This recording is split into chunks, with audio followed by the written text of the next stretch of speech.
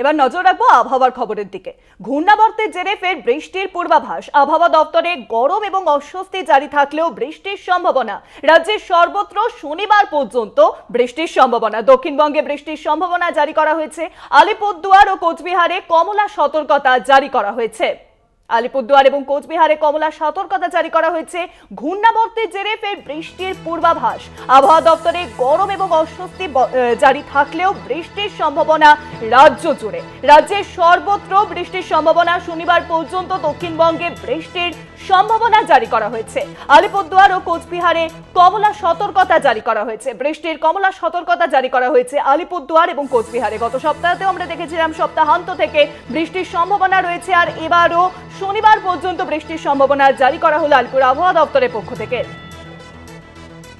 আলিপুর আবহাওয়া দপ্তরের পক্ষ থেকে জারি করা হলো স্বস্তির বৃষ্টির পূর্বাভাস।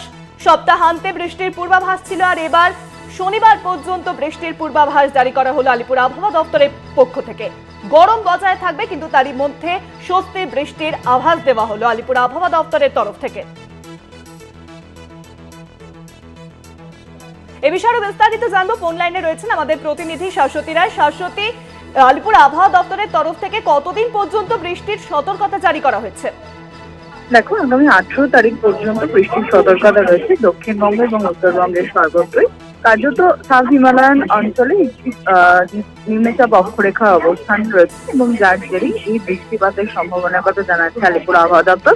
সেক্ষেত্রে আজ কমলা সতর্কতা জারি দক্ষিণবঙ্গের বেশ কয়েকটি জেলার ক্ষেত্রে, বিশেষত 2 চব্বিশ পরগনা, 2 মেদিনীপুর সহ একাধিক জেলাতে এই কমলা সতর্কতা জারি রয়েছে, যেখানে 30 থেকে 40 কিলোমিটার বেগে বইতে পারে ঝোড়ো হাওয়া, এমনটাই মনে করছেন আবহাওয়াবিদরা। উত্তরবঙ্গ ভারী বৃষ্টির পূর্বাভাস রয়েছে। কোচবিহার সহ একাধিক জেলার ক্ষেত্রে এই সতর্কতা জারি। তবে বলাই যায় যে তাপদাহ কাটিয়ে এই বৃষ্টি কিছুটা হলেও স্বস্তি দিতে পারে।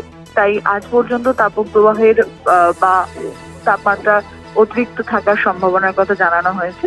আগামীকাল থেকে কিছুটা হলেও ধীরে ধীরে তাপমাত্রা পারদ নামতে পারে বলে মনে করা হচ্ছে। অনেক ধন্যবাদ শাশ্বতী। ঘূর্ণাবর্তের জেরে বৃষ্টির পূর্বাভাস আবহাওয়া দপ্তরের তরফ থেকে বৃষ্টির পূর্বাভাস জারি করা হয়েছে।